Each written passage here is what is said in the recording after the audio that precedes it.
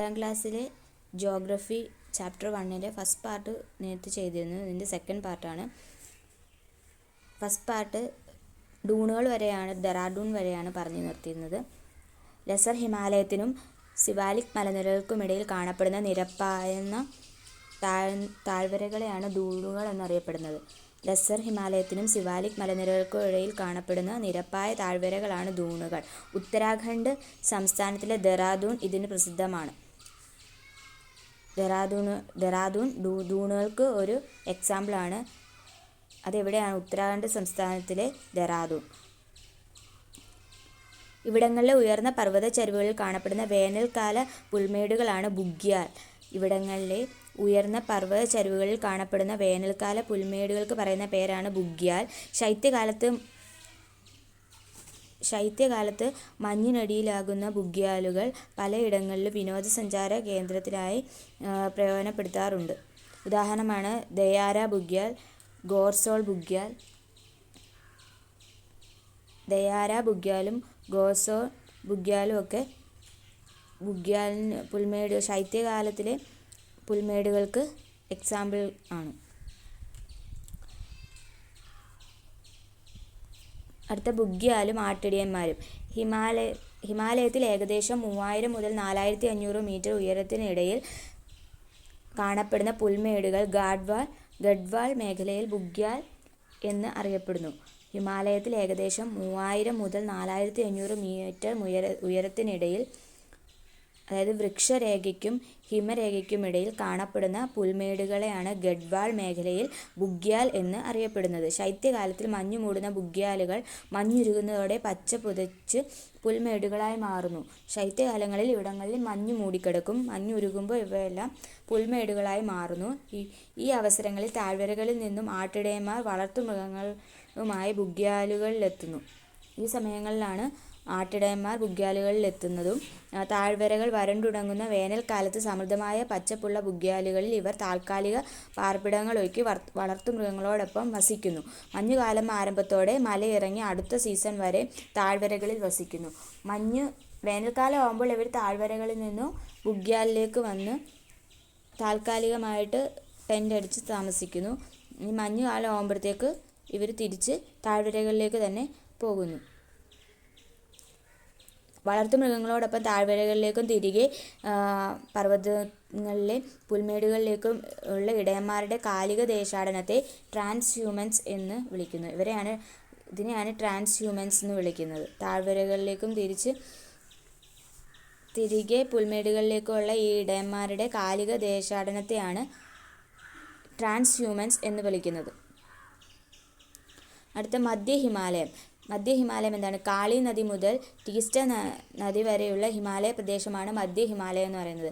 മധ്യ ഹിമാലയം, കാളി നദി മുതൽ ടീസ്റ്റ നദി വരെയുള്ള ഹിമാലയൻ പ്രദേശമാണ് മധ്യ ഹിമാലയം എന്ന് പറയുന്നത്. നേപ്പാൾ ഹിമാലയം എന്നും അറിയപ്പെടുന്നു. മധ്യ ഹിമാലയത്തിൻ്റെ മറ്റൊരു പേരാണ് നേപ്പാൾ ഹിമാലയം. ഇത് കാളി നദി മുതൽ ടീസ്റ്റ നദി വരെയുള്ള ഹിമാലയ പ്രദേശമാണ് മധ്യ ഹിമാലയം എന്നറിയപ്പെടുന്നത്. മധ്യ ഹിമാലയത്തിൻ്റെ പടിഞ്ഞാറൻ സിക്കിം, ഡാർജിലിംഗ് പ്രദേശങ്ങൾ മാത്രമാണ് ഇന്ത്യയിൽ ഉൾപ്പെടുന്നത്. മധ്യ ഹിമാലയത്തിൻ്റെ പടിഞ്ഞാറൻ സിക്കിം, ഡാർജിലിംഗ് പ്രദേശങ്ങൾ മാത്രമാണ് ഇന്ത്യയിൽ ഉൾപ്പെടുന്നത്. മധ്യ ഹിമാലയത്തിൻ്റെ പടിഞ്ഞാറൻ സിക്കിം, ഡാർജിലിംഗ് പ്രദേശങ്ങൾ മാത്രമാണ്. ലോകത്തിലെ ഏറ്റവും ഉയരം കൂടിയ കൊടുമുടിയായ മൗണ്ട് എവറസ്റ്റ് സ്ഥിതി ചെയ്യുന്നത് നേപ്പാളിലാണ്. മൗണ്ട് എവറസ്റ്റ് സ്ഥിതി ചെയ്യുന്നത് എവിടെയാണ്? നേപ്പാളിലാണ്. കാഞ്ചൻജംഗ പർവ്വതവും ഇന്ത്യ ചൈന അതിർത്തിയിൽ സ്ഥിതി ചെയ്യുന്ന നാഥുല ചുരവും ഈ പ്രദേശത്ത് കാണപ്പെടുന്നു. ഇതുകൂടാതെ കാഞ്ചൻജംഗ പർവ്വതവും ഇന്ത്യ ചൈന അതിർത്തിയിൽ സ്ഥിതി ചെയ്യുന്ന നാഥുല ചുരവും ഈ പ്രദേശത്താണ് സ്ഥിതി ചെയ്യുന്നത്.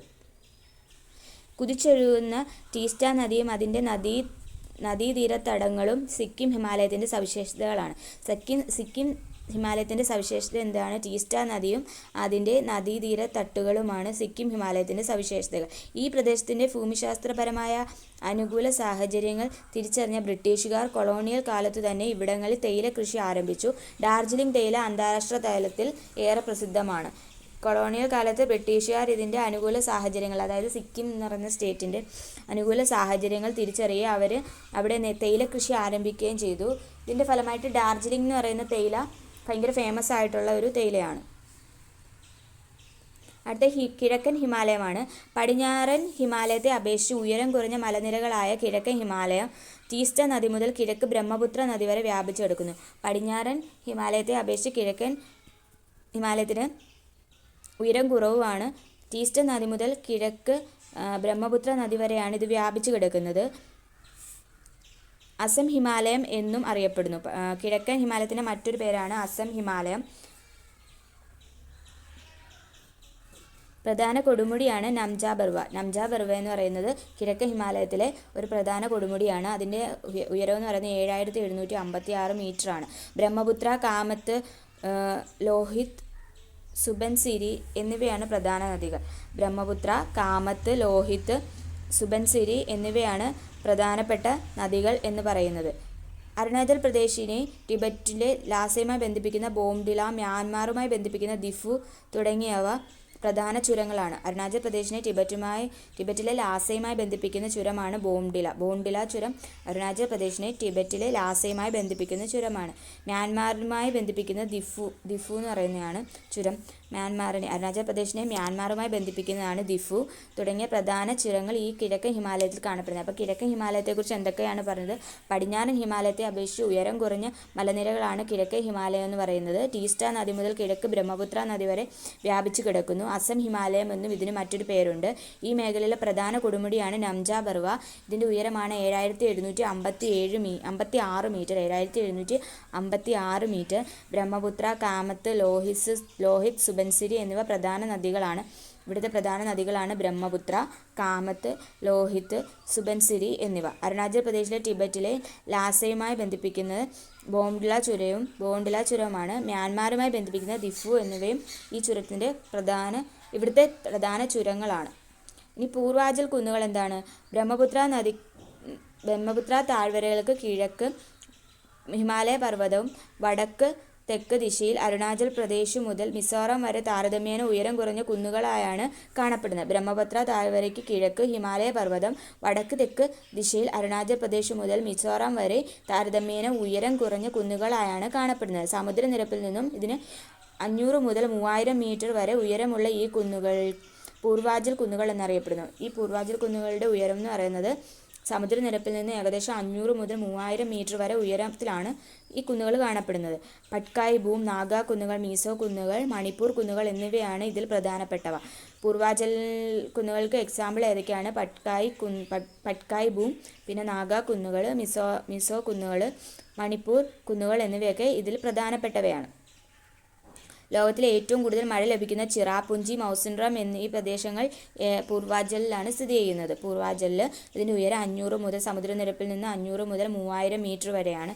പൂർവാചൽ മേഖലയിലെ ഒരു കുന്നിൻ പ്രദേശത്തിൻ്റെ പിക്ചറാണ് കൊടുത്തേക്കുന്നത്. നദികൾ മുറിച്ചു കിടക്കുന്നതിനായി മരങ്ങളുടെ വേരുകൾ, റൂട്ട് ബ്രിഡ്ജ് ചേർത്ത് നിർമ്മിച്ച പാലങ്ങളാണ് ഇവിടെ ഈ ചിത്രത്തിൽ കൊടുത്തിരിക്കുന്നത്. ഈ പ്രദേശത്തെ മനുഷ്യ പ്രകൃതിയോട് എത്രമാത്രം ഇണങ്ങി ജീവിക്കുന്നത് എന്നതിൻ്റെ നേർക്കാഴ്ച കൂടിയാണ് ഇത്. അടുത്ത കെയ്ബുൾ ലംജാവോ, ചലിക്കുന്ന ദേശീയോദ്യാനം. വടക്കു കിഴക്കൻ ഇന്ത്യയിലെ ഏറ്റവും വലിയ ശുദ്ധജല തടാകമായ ലോക്തക് എവിടെ സ്ഥിതി ചെയ്യുന്ന? മണിപ്പൂരിലാണ്. അവിടെയാണ് കെയ്ബുൾ ലംജാവോ ദേശീയോദ്യാനം സ്ഥിതി ചെയ്യുന്നത്. തടാകത്തിൽ പൊങ്ങിക്കിടക്കുന്ന സസ്യാവശിഷ്ടങ്ങളും മണ്ണും ചേർന്ന് രൂപപ്പെടുന്ന തുരുത്തുകളാണ് പുംഡി.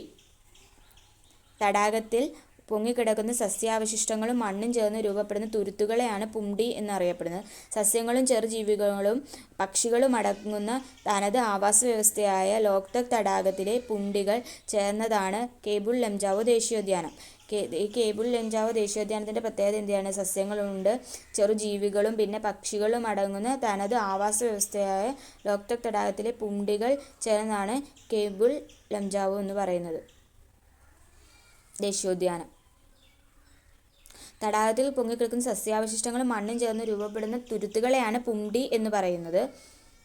തണ്ണീർത്തട സംരക്ഷണത്തിനായുള്ള റാംസർ പട്ടികയിൽ ഉൾപ്പെട്ട ഒരിടം കൂടിയാണ് ഈ കെയ്ബുൾ ലംജാവോ നാഷണൽ പാർക്ക് എന്ന് പറയുന്നത്. അടുത്ത കാലാവസ്ഥ നോക്കാം. ഇന്ത്യയുടെ വടക്കൻ അതിരായ ഹിമാലയ പർവ്വതവും തുടർ പർവ്വതങ്ങളും ചേർന്ന് ഇന്ത്യൻ ഉപഭൂഖണ്ഡത്തിനും മധ്യേഷ്യയ്ക്കുമിടയിൽ ഒരു കാലാവസ്ഥാ വിഭജനം തീർക്കുന്നു. എന്താ ഞാൻ പറഞ്ഞത്, ഇന്ത്യയുടെ വടക്കൻ അതിരായ ഹിമാലയ പർവ്വതവും തുടർ പർവ്വതങ്ങളും ചേർന്ന് ഇന്ത്യൻ ഉപഭൂഖണ്ഡത്തിനും മധ്യേഷ്യയ്ക്കുമിടയിൽ ഒരു കാലാവസ്ഥാ വിഭജനം, അത് ക്ലൈമാറ്റിക് ഡിവൈഡ് തന്നെ ഉണ്ടാക്കിയിട്ടുണ്ട്. ഹിമാലയ പർവ്വത പ്രദേശങ്ങളിലെ കാലാവസ്ഥ അതത് പ്രദേശത്തിലെ ഉയരത്തിനും ഭൂപ്രകൃതിക്കും അനുസരിച്ച് വ്യത്യാസപ്പെട്ടിരിക്കുന്നു. ഹിമാലയ പർവ്വതത്തിലെ കാലാവസ്ഥ എന്ന് പറയുന്നത് ഓരോ പ്രദേശത്തെയും ഉയരത്തിനും ഭൂപ്രകൃതിക്കും അനുസരിച്ച് വ്യത്യാസപ്പെട്ടിരിക്കുന്നു. താരതമ്യേന ഉയരം കുറഞ്ഞ പർവ്വത ചരിവുകളും സിവാലിക് മലയടിവാരങ്ങളിലും മിതോഷ്ണ കാലാവസ്ഥയായിരിക്കും. ഉയരം കുറഞ്ഞ പർവ്വത ചരിവുകളിലും സിവാലിക് മലയടിവാരങ്ങളിലും ഒക്കെ മിതോഷ്ണ കാലാവസ്ഥയായിരിക്കും. എന്നാൽ ഉയരം കൂടിയ പർവ്വത ഭാഗങ്ങളിൽ കുറഞ്ഞ താപനിലയും ശൈത്യ കാലാവസ്ഥയുമായിരിക്കും അനുഭവപ്പെടുന്നത്. ഉയർന്ന പർവ്വത ഭാഗങ്ങളിലും ലഡാക്ക് മേഖലകളിലും ധ്രുവ സമാനമായ തീവ്ര ശൈത്യ കാലാവസ്ഥ അനുഭവപ്പെടുന്നു. ഉയർന്ന പർവ്വത പ്രദേശങ്ങളിലും ലഡാക്ക് മേഖലയിലും ധ്രുവ സമാനമായ തീവ്ര ശൈത്യ കാലാവസ്ഥ അനുഭവപ്പെടുന്നു. അത് സിവാലിക് മലനിരകളുടെ തെക്കൻ ചരിവുകളിലും വടക്കു കിഴക്കൻ ഇന്ത്യയിലും തെക്കു പടിഞ്ഞാറൻ മൺസൂൺ മഴ ലഭിക്കുന്നു. സിവാലിക് മലനിരകളുടെ തെക്കൻ ചരിവുകളിലും വടക്ക് കിഴക്കൻ ഇന്ത്യയിലും തെക്കു പടിഞ്ഞാറൻ മൺസൂൺ മഴ ലഭിക്കുന്നു. പർവ്വതങ്ങളുടെ ഉയരമേറിയ ഭാഗങ്ങളിൽ മഞ്ഞുവീഴ്ച സാധാരണമാണ്.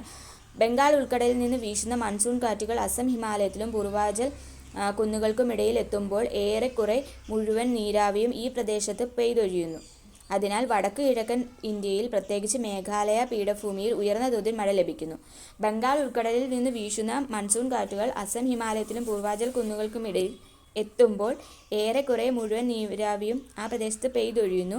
അതിനാൽ വടക്ക് കിഴക്കൻ ഇന്ത്യയിലെ, പ്രത്യേകിച്ച് മേഘാലയ പീഠഭൂമിയിൽ ഉയർന്ന തോതിൽ മഴ ലഭിക്കുന്നു എന്നാണ് പറയുന്നത്. അത് നദീവ്യവസ്ഥ നോക്കാം. സിന്ധു, ഗംഗ, ബ്രഹ്മപുത്ര എന്നീ നദികളും അവയുടെ പോഷക നദികളും ചേർന്നാണ് ഹിമാലയ നീരൊഴുക്ക് വ്യൂഹം സൃഷ്ടിക്കുന്നത്. അപ്പോൾ ഹിമാലയ നീരൊഴുക്ക് വ്യൂഹം എന്ന് പറയുന്നത് സിന്ധു, ഗംഗ, ബ്രഹ്മപുത്ര എന്നീ നദികളും അവയുടെ പോഷക നദികളും ചേർന്നാണ് സൃഷ്ടിക്കുന്നത്. മഴയിൽ നിന്നും മഞ്ഞുരുകിയും ജലം ലഭിക്കുന്നതിനാൽ ഇവ വർഷം മുഴുവൻ നീരൊഴുക്കുള്ള നദികളാണ്.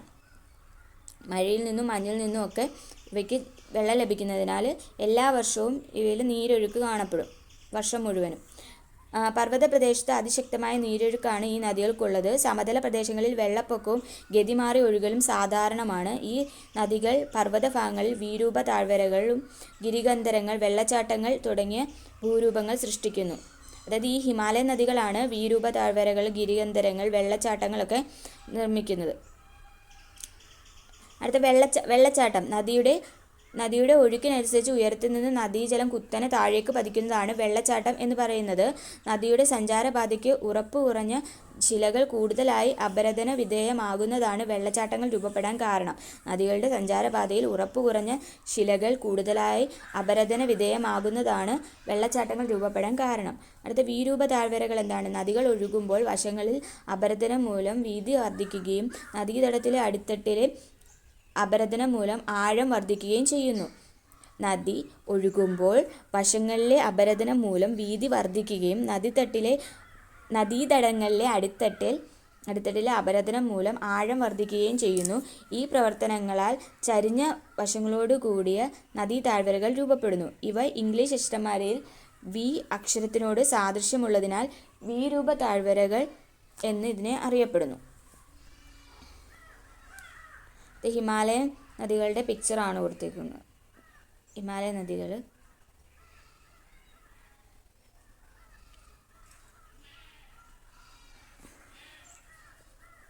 മാനസ സരോവർ തടാകത്തിനടുത്ത് ബൊഗാർച്ചു ഹിമാനിയിൽ നിന്ന് ഉത്ഭവിക്കുന്ന സിന്ധു നദിയും ഇതിൻ്റെ പോഷക നദികളുമാണ് വടക്ക് പടിഞ്ഞാറൻ ഹിമാലയത്തിലെ പ്രധാന നീരൊഴുക്ക് വ്യൂഹം. വടക്ക് പടിഞ്ഞാറൻ ഹിമാലയത്തിലെ പ്രധാന നീരൊഴുക്ക് വ്യൂഹമാണ് സിന്ധു നദി, അതിൻ്റെ പോഷക നദികളും. അത് എവിടെ നിന്നാണ്? മാനസ സരോവറിനടുത്തുള്ള ബൊഗാച്ചു ഗ്ലേസിയറിൽ നിന്നാണ് ആരംഭിക്കുന്നത് സിന്ധു നദി. പിന്നെ ഗംഗോത്രി ഹിമാനിയിലെ ഗോമുഖ് നിന്ന് ഉത്ഭവിക്കുന്ന ഗംഗാ നദി, അതിൻ്റെ പോഷക നദിയായ യമുന, ഘാഗ്ര, ഗണ്ഡക്, കോസി തുടങ്ങിയവയാണ് ഉത്തരാഖണ്ഡ്, നേപ്പാൾ ഹിമാലയത്തിലെ പ്രധാന നദികൾ. ഉത്തരാഖണ്ഡ്, നേപ്പാൾ ഹിമാലയത്തിലെ പ്രധാന നദികൾ ഏതൊക്കെയാണ്? ഗംഗാനദി എവിടെ നിന്നാണ്? ഉത്തരാഖണ്ഡിലെ ഗംഗോത്രി ഹിമാനിയിലെ ഗോമുഖ് നിന്നാണ് ഉത്ഭവിക്കുന്നത്. അതിൻ്റെ പ്രധാന പോഷക നദികളാണ് യമുന, ഘാഗ്ര, ഗണ്ഡക്, ഘോസി എന്നിവ.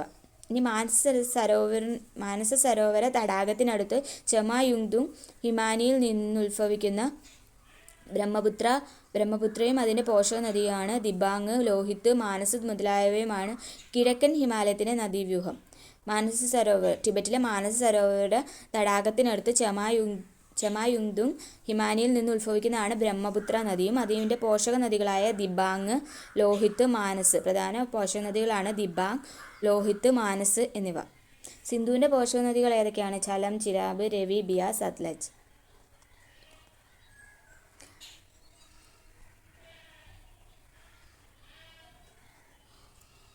അടുത്ത മണ്ണ് നോക്കാം. ഹിമാലയ പർവ്വത പ്രദേശത്ത് പൊതുവായി പർവ്വത മണ്ണും വനമണ്ണുമാണ് കാണപ്പെടുന്നത്. ഹിമാലയ പ്രദേശത്ത് പൊതുവായി കാണപ്പെടുന്ന മണ്ണിനങ്ങളാണ് പർവ്വത മണ്ണും വനമണ്ണും. പർവ്വത പരിസ്ഥിതി അനുസരിച്ച് മണ്ണിൻ്റെ ഘടനയിലും തരി വലുപ്പത്തിലും വ്യത്യാസമുണ്ടാവും. താഴ്വരകളിൽ നേർത്ത തരികളോട് കൂടിയതും ജൈവാംശം കൂടുതലുമായിട്ടുള്ള മണ്ണാണ് കാണപ്പെടുന്നത്. ഉയർന്ന ചരിവുകളിൽ വലിയ തരികളോട് കൂടിയ ജൈവാംശം കുറഞ്ഞ മണ്ണായിരിക്കും കാണപ്പെടുന്നത്. ഉയരം കൂടിയ സ്ഥലത്ത് ജൈവാംശം കുറഞ്ഞ തരിയിൽ വലിപ്പമുള്ളതായിട്ടുള്ള മണ്ണായിരിക്കും കാണപ്പെടുന്നത്. താഴ്വരകളിൽ എക്കൽ മണ്ണിൻ്റെ നിക്ഷേപമാണ് പ്രധാനമായും കാണപ്പെടുന്നത്. കാശ്മീർ താഴ്വരയിലെ ഹിമാനികൾ നിക്ഷേപിക്കുന്ന അവസാദങ്ങളാണ് കരേവാസ്. നേർത്ത മണലും ജൈവാംശവും നിറഞ്ഞ മണ്ണാണ് കരേവ മണ്ണെന്ന് പറയുന്നത്. നേർത്ത മണലും ജൈവാംശം കൂടുതലുള്ളതാണ്. ഇത് കുങ്കുമപ്പൂവ് കൃഷിക്ക് അനുയോജ്യമാണ്. താഴ്വരകളിൽ എക്കൽ മണ്ണിൻ്റെ നിക്ഷേപമാണ് പ്രധാനമായും കാണപ്പെടുന്നത്. കാശ്മീരിൽ താഴ്വരയിലെ ഹിമാനികൾ നിക്ഷേപിക്കുന്ന അവസാദങ്ങളാണ് കരേവാസ് എന്ന് പറയുന്നത്. ഇത് കുങ്കുമ കൃഷിക്ക് പ്രധാനമായിട്ട് ഉപയോഗിക്കുന്ന മണ്ണാണ്. സസ്യജാലങ്ങൾ. ഉയരം, ഭൂപ്രകൃതി, മണ്ണിനം, കാലാവസ്ഥ തുടങ്ങിയ ഘടകങ്ങളിലെ വ്യത്യാസം ഹിമാലയ നിരകളിലെ സസ്യജാലങ്ങളിൽ പ്രാദേശിക വ്യത്യാസങ്ങൾ സൃഷ്ടിക്കുന്നു. കിഴക്കൻ ഹിമാലയത്തിലും വടക്കു കിഴക്കൻ കുന്നുകളിലും ശരാശരി വാർഷിക മഴ 200 സെൻറ്റിമീറ്ററിന് മുകളിലായി ലഭിക്കുന്നതിനാൽ ഉഷ്ണമേഖലാ നിത്യഹരിതവനങ്ങൾ കൂടുതലായി കാണപ്പെടുന്നു. അതായത് വാർഷിക മഴ 200 സെൻറ്റിമീറ്റർ കൂടുതലായിട്ട് ലഭിക്കുന്നതിനാൽ കിഴക്കൻ ഹിമാലയത്തിലും വടക്കു കിഴക്കൻ കുന്നുകളിലും ശരാശരി വാർഷിക മഴ 200 സെൻറ്റിമീറ്ററിലധികം ലഭിക്കുന്നതിനാൽ ഉഷ്ണമേഖലാ നിത്യഹരിതവനങ്ങൾ കൂടുതലായി ഇവിടെ കാണപ്പെടുന്നു. ഉയരം കൂടുന്നതനുസരിച്ച് ഊഷ്മാവ് കുറയുന്നതിനാൽ ഹിമാലയ പർവ്വത പ്രദേശങ്ങളിലെ നൈസർഗിക സസ്യജാലങ്ങളിലും അനുസൃതമായ മാറ്റം ദൃശ്യമാണ്.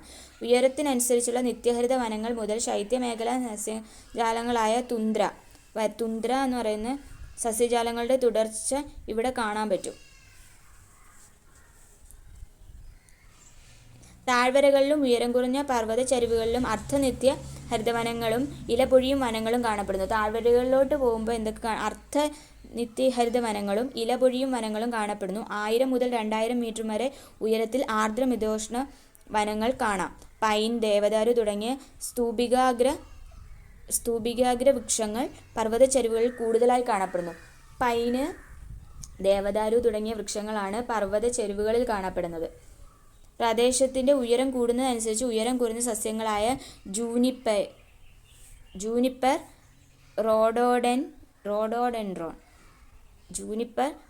റോഡോഡെൻഡ്രോൺ എന്നിവയും ഏറ്റവും ഉയർന്ന പ്രദേശങ്ങളിൽ ആൽപൈൻ പുൽമേടുകളും കാണാം.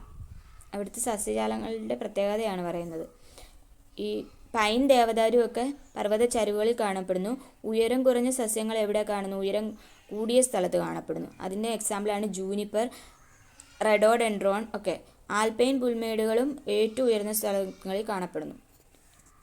ഇനി വന്യജീവ സമ്പത്ത് നോക്കാം. സ്വാഭാവിക വനഭൂമി ധാരാളമുള്ള ഹിമാലയ പർവ്വത പ്രദേശം വന്യജീവി സമ്പത്തുള്ളവയാണ്. യാക്ക്, കസ്തൂരിമാൻ, ഒറ്റക്കൊമ്പൻ, കാണ്ടാമൃഗം, ഹിമപ്പുലി തുടങ്ങിയ നിരവധി ജീവജാലങ്ങളുടെ തനത് ആവാസ കേന്ദ്രമാണിവിടം. ജൈവമണ്ഡല റിസർവുകൾ, ബയോസ്ഫിയർ റിസർവ്, നാഷണൽ പാർക്സ്, പിന്നെ വൈൽഡ് ലൈഫ് സാങ്ച്വറി തുടങ്ങിയവയെല്ലാം വന്യജീവി സമ്പത്തിൻ്റെ സംരക്ഷണമാണ് ലക്ഷ്യം വയ്ക്കുന്നത്. വന്യജീവി സംരക്ഷണത്തിൻ്റെ ലക്ഷ്യം വയ്ക്കുന്നത് എന്തൊക്കെയാണ്? ജൈവമണ്ഡല റിസർവുകൾ, ദേശീയോദ്യാനം, വന്യജീവി സങ്കേതങ്ങളൊക്കെ വന്യജീവി സമ്പത്തിനെ സംരക്ഷിക്കാനുള്ള ലക്ഷ്യത്തിൽ തുടങ്ങിയവയാണ്. ഈ പ്രധാന ദേശീയോദ്യാനങ്ങൾ ആണ് പഠിക്കുന്നത്. ഡച്ചിൻഗാം ജമ്മു കാശ്മീരിൽ, പടിഞ്ഞാറ് ഹിമാലയത്തിലുള്ള പ്രധാന ദേശീയോദ്യാനങ്ങളാണ് ഡച്ചിൻഗാം എവിടെയാണ്? ജമ്മു കാശ്മീർ. ഹെമിസ് ലഡാക്കിൽ, ഹെമിസ് നാഷണൽ പാർക്ക് ലഡാക്കിലാണ്. പൂക്കളുടെ താഴ്വര അഥവാ ഉത്തരാഖണ്ഡിലാണ്. ജിം കോർബറ്റ് എവിടെയാണ്?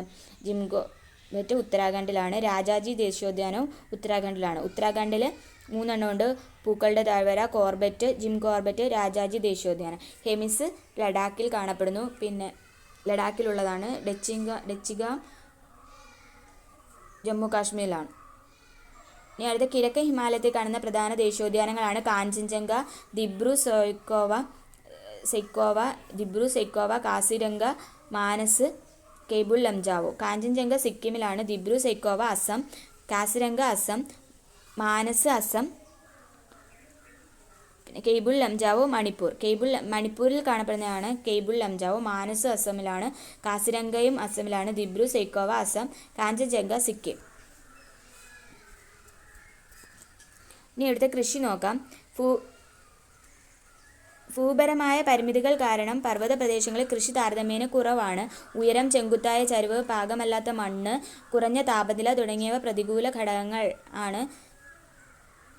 എന്നിരുന്നാലും ഈ പ്രദേശത്തെ ജനങ്ങൾ വിവിധ ഉപജീവന മാർഗങ്ങളിൽ ഏർപ്പെടുന്നു. പർവ്വത ചരിവുകളിൽ തട്ടുതട്ടായി തിരിച്ച് ഓരോ പ്രദേശത്തിനും അനുയോജ്യമായ വിളകൾ കൃഷി ചെയ്യുന്നു. നെല്ല്, പയറുവർഗ്ഗങ്ങൾ, ഉരുളക്കിഴങ്ങ് എന്നിവ മഴക്കാലത്തും ഗോതമ്പ്, മിതോഷ്ണ പഴവർഗ്ഗങ്ങൾ എന്നിവ വസന്തകാലത്തും കൃഷി ചെയ്യുന്നു.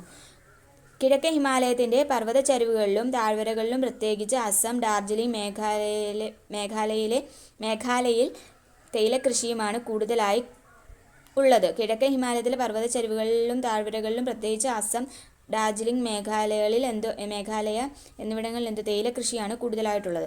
വടക്ക് കിഴക്കൻ ഇന്ത്യയിലെ കുന്നുകളിൽ തദ്ദേശീയ ഗോത്ര ജനത സ്ഥാനമാറ്റ കൃഷി, ഷിഫ്റ്റിംഗ് കൾട്ടിവേഷൻ പോലുള്ള പരമ്പരാഗത കൃഷിരീതികളും പിന്തുടരുന്നുണ്ട്. മൃഗപരിപാലനം അടുത്തത് നോക്കാം. മൃഗപരിപാലനം എന്താണ്? ഹിമാലയ പർവ്വത പ്രദേശങ്ങളിലെ ജനങ്ങളുടെ ഒരു പ്രധാന ജീവിത മാർഗമാണ് മൃഗപരിപാലനം എന്ന് പറയുന്നത്. പ്രദേശത്തിൻ്റെ ഉയരക്രമം അനുസരിച്ച് കാലാവസ്ഥയിൽ മാറ്റം വരുന്നതിനാൽ വളർത്തുമൃഗങ്ങളുടെ ഇനത്തിലും മാറ്റം വരുന്നു. താഴ്വരകളിൽ ആട്, പശു തുടങ്ങിയ മൃഗങ്ങളും ഉയരം കൂടിയ പർവ്വതങ്ങളിൽ ചെമ്മരിയാട്, കുതിര തുടങ്ങിയവയും ശൈത്യമേഖലകളായ ഹിമാചൽ, ലഡാക്ക് ഭാഗങ്ങളിൽ തണുപ്പിനെ അതിജീവിക്കാൻ ശേഷിയുള്ള യാക്ക് പോലുള്ള മൃഗങ്ങളെയും വളർത്തുന്നു. തണുപ്പ് കൂടുതലുള്ള പ്രദേശങ്ങളിലാണ് യാക്കിനെയൊക്കെ വളർത്തുന്നത്. പടിഞ്ഞാറൻ ഹിമാലയത്തിൻ്റെ പർവ്വത പുൽമേടുകളിൽ മൃഗപരിപാലനം നടത്തുന്ന ഇടയ ജനവിഭാഗത്തെ എന്ത് പറയുന്നു? ഗുജ്ജർ എന്ന് പറയുന്നു. ഗുജ്ജർ ആരാണ്? പടിഞ്ഞാറൻ ഹിമാലയത്തിലെ പർവ്വത പുൽമേടുകളിൽ മൃഗപരിപാലനം നടത്തുന്ന ഇടയ ജനവിഭാഗത്തെയാണ് ഗുജ്ജർ എന്ന് പറയുന്നത്. ഇനി ഇവിടുത്തെ ടൂറിസം നോക്കാം. ഭൂപ്രകൃതി സവിശേഷതകൾ അനുകൂലമായതിനാൽ ഹിമാലയ പ്രദേശങ്ങൾ വിനോദസഞ്ചാരത്തിന് ഏറെ സാധ്യതയുള്ള ഒരു വരുമാനദായക പ്രദേശമായി മാറിയിരിക്കുന്നു. തീർത്ഥാടനവുമായി ബന്ധപ്പെട്ട യാത്രകളാണ് ഈ മേഖലകളിൽ ടൂറിസം വികസനത്തിന് തുടക്കമിട്ടത്. കൈലാസം, മാനസ സരോവരം, അമർനാഥ്, ഹേമകുണ്ട് സാഹിബ് തുടങ്ങി നിരവധി തീർത്ഥാടന കേന്ദ്രങ്ങൾ ഹിമാലയ പർവ്വത ഭാഗങ്ങളിലാണ്. ഇവിടുത്തെ പ്രധാന ടൂറിസം പ്ലേസ് ഏതൊക്കെയാണ്? കൈലാസം, മാനസ സരോവരം, അമർനാഥ്, ഹേമകുണ്ട് സാഹിബ് തുടങ്ങിയവ. നൂറ്റാണ്ടുകൾക്ക് മുൻപ് തന്നെ ഇവിടങ്ങളിലേക്ക് സഞ്ചാരികൾ എത്തിയിരുന്നു. 19-ാം നൂറ്റാണ്ടിൽ ബ്രിട്ടീഷുകാർ ഹിമാലയ പർവ്വത പ്രദേശങ്ങളിലെ അനുകൂല കാലാവസ്ഥ തിരിച്ചറിഞ്ഞ് ഇവിടങ്ങളിൽ സുഖവാസ കേന്ദ്രങ്ങൾ വികസിപ്പിച്ചതോടെയാണ് ടൂറിസം വികസനത്തിൻ്റെ രണ്ടാം ഘട്ടം ആരംഭിക്കുന്നത്. ഷിംല, ഡാർജിലിംഗ്, ഷില്ലോങ്, അൽമോറ, റാണിഖേറ്റ്, മുസോറി, നൈനിറ്റാൽ തുടങ്ങിയ റിസോർട്ട് പട്ടണങ്ങൾ ഇന്നും പ്രധാന ടൂറിസ്റ്റ് കേന്ദ്രങ്ങളാണ്. മറ്റ് ടൂറിസ്റ്റ് കേന്ദ്രങ്ങൾ ഏതൊക്കെയായിരുന്നു? ഷിംല, ഡാർജിലിംഗ്, ഷില്ലോങ്, അൽമോറ, റാണിഖേറ്റ്, മുസോറി, നൈനിറ്റാൽ തുടങ്ങിയവ റിസോർട്ട് പട്ടണങ്ങൾ ആണ്. ഇന്ന് ഇത് ടൂറിസ്റ്റ് കേന്ദ്രങ്ങളാണ്. 1953 മെയ് 29 ഷെർപ്പ ടെൻസിംഗ് നോർഗെയും എഡ്മണ്ട് ഹിലാരിയും എവറസ്റ്റ് കൊടുമുടി കീഴടക്കിയതിനു ശേഷമാണ്. എന്നാണ് അവർ എവറസ്റ്റ് കൊടുമുടി കീഴടക്കിയത്? 1953 മെയ് 29 ഷെർപ്പ ടെൻസിംഗ് നോർഗെ, എഡ്മണ്ട് ഹിലാരിയും എവറസ്റ്റ് കൊടുമുടി കീഴടക്കി. അതിനുശേഷമാണ് ടൂറിസം വികസനത്തിൻ്റെ മൂന്നാം ഘട്ടമായ ആധുനിക ടൂറിസം സാധ്യതകൾ ഹിമാലയ പ്രദേശത്ത് വികസിച്ചത്. ഇന്ന് പർവ്വതാരോഹണം, പാരാഗ്ലൈഡിംഗ്, സ്കീയിങ് തുടങ്ങി സാഹസിക വിനോദസഞ്ചാര കേന്ദ്രങ്ങൾ ഏറെ വികസിച്ചിട്ടുണ്ട്. പർവ്വതങ്ങൾ പ്രതിബന്ധങ്ങളല്ല, മറിച്ച് പുറംലോകത്തേക്കുള്ള കവാടങ്ങളാണ്. ടെൻസിംഗ് നോർഗെ പറഞ്ഞതാണ്. ടെൻസിംഗ് നോർഗയുടെ വാക്കുകളാണ്. പർവ്വതങ്ങൾ പ്രതിബന്ധങ്ങളല്ല, മറിച്ച് പുറം ലോകത്തേക്കുള്ള കവാടങ്ങളാണ്. ഹിമാലയ പർവ്വതം ഒരു പ്രതിബന്ധമല്ല, പകരം പുറലോകത്തേക്കുള്ള തുറന്നിട്ട കവാടമാണ്. പുതിയ അറിവിൻ്റെയും അതിജീവനത്തിൻ്റെയും അനുരൂപീകരണത്തിൻ്റെയും പാതകളിലേക്ക് തുറന്നിട്ട വാതിലുകളാണ് ഹിമാലയം എന്ന് പറയുന്നത്. ഇത്രയായിരുന്നു ചാപ്റ്റർ പറയുന്നത്. ഈ ചാപ്റ്റർ വളരെ ഇമ്പോർട്ടൻ്റ് ആയിട്ടുള്ള ഒത്തിരി ക്വസ്റ്റ്യൻസ് ഇതിൽ നിന്ന് വരാം. Thank you.